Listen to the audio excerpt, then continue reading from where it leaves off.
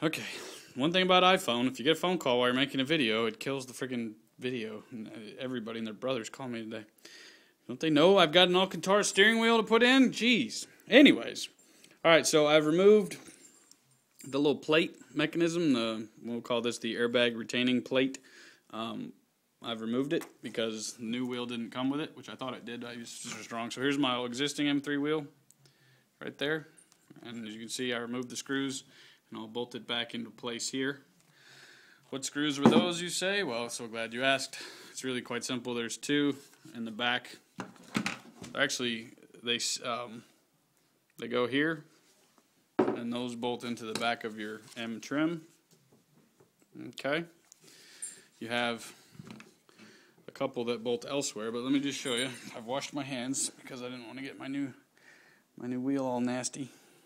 You just set this down inside here, and you bolt it back in the same exact spot as the old ones. I mean, how hard is that, right?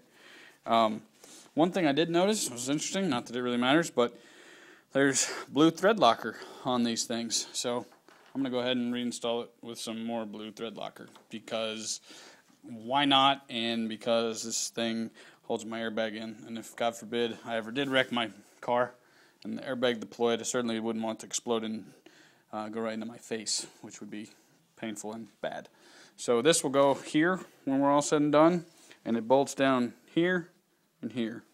And so that's how that bolts in. Once those two pieces are bolted in, the main thing you don't want to forget is this teeny tiny little Torx head bolt here. Goes to the grounding strap for one of the, I believe that's the multifunction, no, that is the airbag. That's the grounding strap for the airbag, so that's important. And that happens to be a very, very small, what do we got here? Trying to read what size Torx head this is. It's very small. T10. So this is a T10 that screws that to there.